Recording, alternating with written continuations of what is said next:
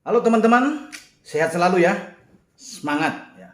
Banyak para netizen, teman-teman saya juga mencoba menghubungi saya kalau bisa bagaimana memberikan pengamatan tentang final ya akan berlangsung tim Garuda Indonesia menghadapi Thailand ya di leg pertama karena akan memainkan 2 leg. Besok akan tampil di mana Indonesia akan menjadi tuan rumah pertama sebelum tanggal 1 berganti dengan Thailand. Sebenarnya sih esok paling enak ya, esok pagi kita bicara tentang apa yang bakal terjadi di leg pertama pertarungan final ini Indonesia lawan Thailand. Namun saya coba melihat dari sisi lain bagaimana Indonesia harus bertemu dengan Thailand. Apa yang harus dibawa oleh mereka, terutama bagi Sintayong dan pasukannya untuk berhadapan dengan tim Alexander Polking yang ada di Thailand. Ya. Saya ke belakang ya, di mana terakhir kali kita kalah lawan Thailand di Piala AFF itu pada final 2016. Ya. Kita udah tahu bahwa kita 5 kali ke final. 3 diantaranya jumpa Thailand. Dan kita gagal selalu untuk menghadapi Thailand. Ini untuk keempat kalinya kita kembali bertemu di final Piala AFF. Dan ke-6 kalinya buat kita untuk lolos ke babak final. Apakah ada peluang? Masih ada. Orang boleh mengunggulkan Thailand di atas kertas, tapi di atas lapangan semua bisa berubah. Nah, ini yang saya akan ngomong. Ya.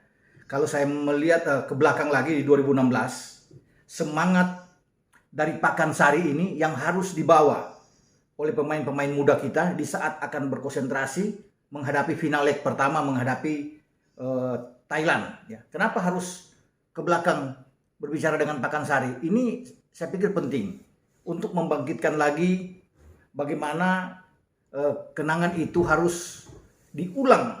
Ya, walaupun kita gagal dalam 2 leg ya, tetapi itu pertarungan yang sangat luar biasa dimainkan oleh tim asuhan Alfred Riedel, almarhum pelatih asal Austria yang tahun lalu pada 8 September 2020 dia menghembuskan napas terakhir dan meninggal. Ini pelatih yang membawa Indonesia tampil luar biasa. Tidak bertahan secara total, tetapi mampu memberikan tekanan terhadap Thailand. Dan Thailand menjadi frustrasi saat itu. Dibawa ke kepemimpinan pelatih mereka, mantan pemain legenda mereka, Kiatisuk Sinamuang. Nah, saya berbicara dengan Pakansari ini.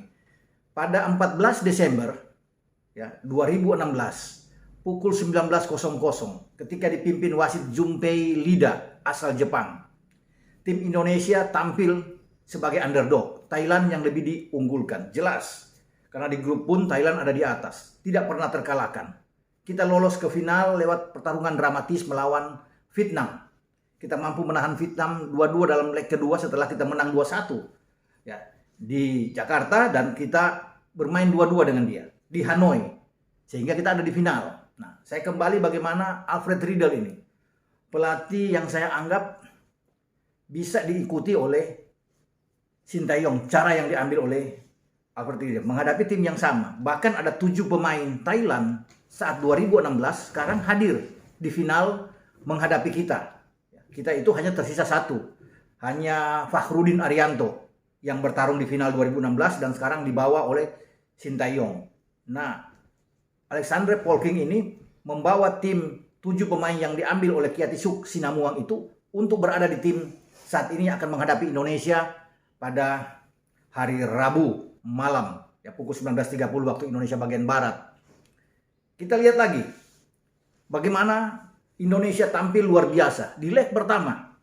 Tidak ada yang menduga bahwa kita akhirnya bisa memenangkan pertandingan menghadapi Gajah Perang, tim Gajah Perang julukan untuk Thailand.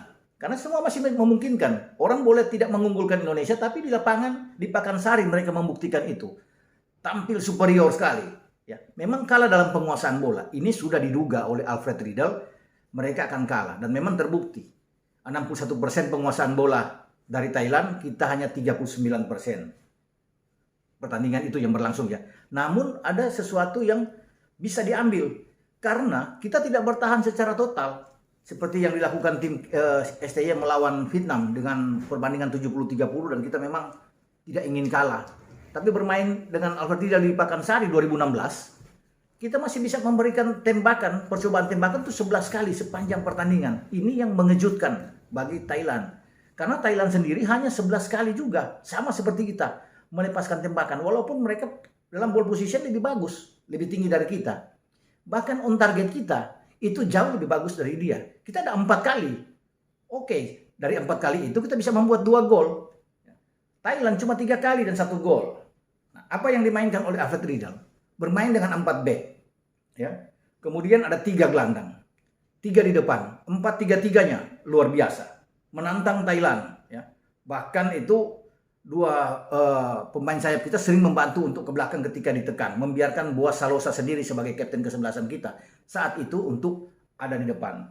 Di belakangnya itu ada pengatur ritme permainan kita, ya, itu Stefano Lillipali yang juga akhirnya dinobatkan sebagai man of the match saat itu di leg pertama. Penjaga gawang Kurnia Mega. Di kanan itu ada namanya Beni Wahyudi. Di kiri ada Abdul Lestaluhu. 2 bek tengah itu Fakhrudin Haryanto dan Hansamu Yama.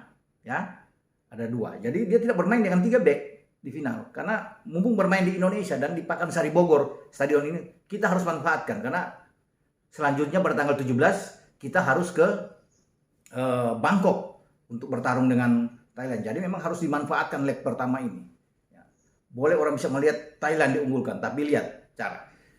Di tengah ada Manahati Lestusen, kemudian ada Bayu Pradana dan Stefano Lillipali, ya, yang selalu menjadi kreator di tengah. Di kanan tuh ada Andik Firmansyah, kemudian di kiri itu ada Rizky Pora dengan Boaz di depan. Menantang, jadi kita tidak bermain dengan 5 back atau lebih banyak bertahan. Oke, bagaimana Riedel ini menyuruh kepada semua pemain untuk membiarkan Thailand memegang bola. Silakan mereka memegang bola, tapi jangan sampai banyak masuk ke dalam. Begitu masuk mendekati kotak penalti, hantam. Selesaikan, clearance harus baik. Dan memang mereka boleh mencetak gol. Ada gol pertama yang dibuka oleh pemain terbaik mereka yang saat ini juga masih ada bersama dengan tim nasional Thailand, ya. Namanya Terasil Dangda. Dia membuka gol pertama dengan sundulan kepala di antara Hansamu dan juga dengan Fakhrudin yang ada di situ. Gol pertama. Orang memperkirakan bahwa dengan gol ini Indonesia sudah habis. Tidak. Indonesia bermain rapi, bermain tenang, tetap disiplin lini belakang. Terus bisa memberikan tekanan. Dan di luar dugaan kita juga banyak melakukan tembakan-tembakan. Dan itu tadi saya katakan, ada 11 tembakan. Tidak kalah dengan Thailand. Ya. Bahkan kita lebih bagus. Dalam counter attack kita jalan dengan baik. Karena kita punya 2 wing yang sangat bagus. Ya. Walaupun di menit ke-20 terjadi masalah dengan Andik Firmansyah yang mengalami cedera saat itu, kemudian dia keluar lebih cepat, ya. Sehingga Riedel ini mengambil keputusan untuk memainkan Sulham Samrun untuk menggantikan posisi Andik. Tetap jalan, ya. Tidak ada masalah Andik keluar dengan Sulham yang masuk, karena kita juga punya kedalaman yang oke. Dan kita memberikan juga tekanan-tekanan yang berarti buat pasukan Kiati Sinamuang ini. Mereka dipaksa selalu untuk bertahan ketika kita menguasai bola. Ini yang paling penting. Mungkin cara yang dimainkan ini yang bisa kita ambil untuk pertandingan final menghadapi Thailand nanti di Stadion Nasional.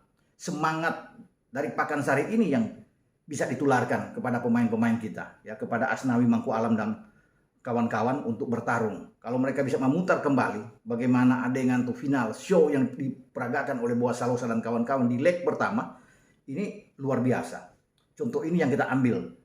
Kalau kita bisa memainkan seperti yang ditampilkan oleh pelatih Riedel saat itu, Thailand juga akan ngeper juga, akan ziut juga melihat Indonesia bermain dengan sangat baik, ya. Selalu memaksa mereka untuk lebih banyak bertahan ketika counter attack, ketika jalan dengan bagus sekali. Nah, kita mampu bertahan di babak pertama. Thailand tidak bisa mencetak gol lebih dari 1 setelah Dangda membuat gol. Ya, ini modal buat kita. Di babak kedua juga semangat kita tidak turun menghadapi Thailand. Kita tetap bermain dengan baik. Di tengah bagaimana diatur dengan bagus sekali oleh Lillipali, Lestusen, Bayu, bermain tenang, ya, tidak buru-buru. Ya. Ini yang membuat kita mampu mengontrol juga Thailand. Thailand mengalami kesulitan. Mereka masih punya Chanatip Songkrasin, ya, yang bagus sekali bermain. Ada Yoyen juga tampil di sana. Bun Matan yang masih saat ini masih ada. Penjaga gawang mereka kawin. Jadi ada 7 pemain mereka yang nantinya akan lawan kita itu sudah bermain sebenarnya. Dan kita tidak takut. Itu pengalaman yang luar biasa yang ditampilkan oleh pasukan Alfred Riedel. Nah, di babak kedua kita bisa membalikan keadaan melawan Thailand, mengejutkan Thailand. Bahkan 2 gol kita yang bersarang di gawang kawin, penjaga gawang Thailand, itu hanya berselang 2 menit. Diawali dengan pergerakan bagaimana skill individu yang dilakukan oleh Rizky Pora, ya, dari sisi flank masuk, kemudian bisa menembak. Walaupun memang ada sedikit deflection mengena badan lawan, tetapi tetap itu menjadi tembakan dari Rizky Pora. Kena di badan tipis sekali oleh Tristan Do. Pemain juga yang ada saat ini bersama dengan tim nasional Thailand yang akan menghadapi kita. Tapi dia duduk di bangku cadangan, ya. Tristan Do. Dan bola masuk 1-1. 5 menit kemudian kita mendapatkan, ketika kita menekan tekanan yang luar biasa, Thailand bisa membuang bola, terjadi sepak pojok, corner kick. Rizky Pora mengambil itu, mengangkat sebuah set piece yang bagus, dan akhirnya Hansa Muyama melompat di antara pemain belakang Thailand dan menanduk bola untuk masuk ke tiang jauh. 2-1 buat kita. Thailand tidak mampu berkutik. Mereka memang mengalirkan serangan demi serangan secara bergelombang, tapi sulit untuk bisa melawan dengan pertahanan kita yang kokoh, yang bagus. Dan kita bisa menang 2-1. Ini pengalaman yang sangat bagus, bahwa ternyata kita juga bisa mengalahkan Thailand. Mereka tidak begitu hebat-hebat amat kalau melihat. Oke, saat ini mereka memasukkan 12, hanya kemasukan 1 saat melawan Filipina di fase grup A. Satu-satunya gol itu dibuat oleh Patrick Prisay, ya, pemain mereka yang juga sebenarnya bermain di Liga 1 Thailand. Selebihnya mereka tidak kebobolan. Kelihatan mereka kuat. Model ini sama seperti 2016 ketika Thailand tampil bagus di fase grup, bahkan tidak terkalahkan, ya. Mereka di atas kita bahkan saat itu. Namun di leg pertama kita mampu mengalahkan mereka, dan ini di luar ekspektasi mereka. Ya, mereka juga kaget dengan cara bermain kita. Nah, ini yang harus kita lakukan. Walaupun di pertandingan kedua memang di Bangkok di Raja Manggala Stadion kita kalah dengan 2-0, ya, lawan mereka. Namun ini kan final kali ini pada tahun ini itu berlangsung di netral. Tidak harus kita pergi ke Thailand, ya. Bermain di Stadion Nasional. Ini menguntungkan, di posisi netral kita bisa mengalahkan. Kalau Singapura sebagai tuan rumah yang didukung penuh, supporter mereka, kita bisa menang dengan dramatis. Bukan tidak mungkin juga kita bisa menyulitkan Thailand. Karena dalam bola-bola atas juga ketika bermain di Pakansari, Thailand itu kurang begitu bagus. Kita begitu unggul, ya. Berapa kali coba Thailand bisa mengirim bola-bola atas crossing, unggul. Hansa Muyama bagus bermain, Fakhrudin juga bagus karena dengan postur tinggi yang memadai untuk menghalangi Terasil Danda yang juga pemain tinggi dari Thailand. Dan ternyata memang kita bisa bermain. Kita hanya menunggu ketika mereka masuk kita counter. Itu yang diterapkan oleh Alfred Riedel dan berhasil, ya.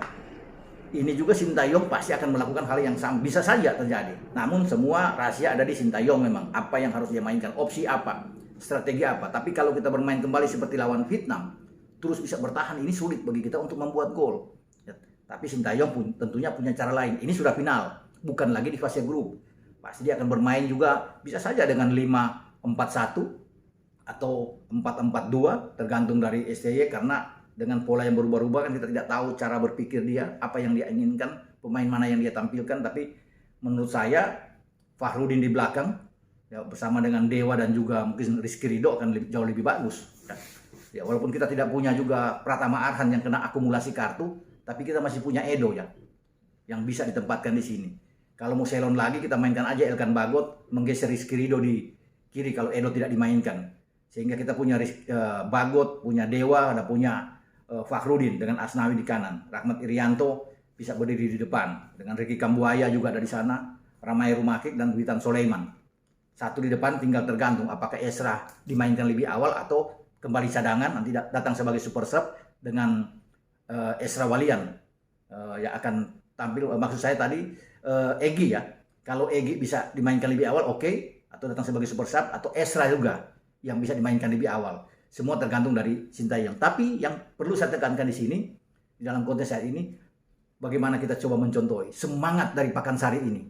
Bisa saja terulang, karena posisinya hampir sama. Ya, bagaimana Thailand begitu kuat, tapi akhirnya kita bisa mengalahkan di leg pertama. Nah, kalau kita bisa mengalahkan Thailand pada Rabu nanti di leg pertama, atau katakan imbang, ini udah luar biasa buat kita untuk bisa berhitung dengan mereka. Karena memang ini saatnya bagi kita untuk bisa melihat juara. Orang bisa memandang bahwa Thailand ini kuat, tetapi semuanya di lapangan bisa berubah. Kita akan tunggu Apakah semangat dari Pakansari di 2016 ketika kita menang dengan mereka 2-1 ini bisa dibawa oleh pemain-pemain kita dan tampil luar biasa menghadapi Thailand. Tidak perlu takut menghadapi gajah perang. Ya, Garuda akan maju terus. Oke, sampai di sini pembicaraan kita dengan pertandingan yang akan berlangsung antara Indonesia melawan Thailand di leg pertama final Piala AFF 2020. Ciao.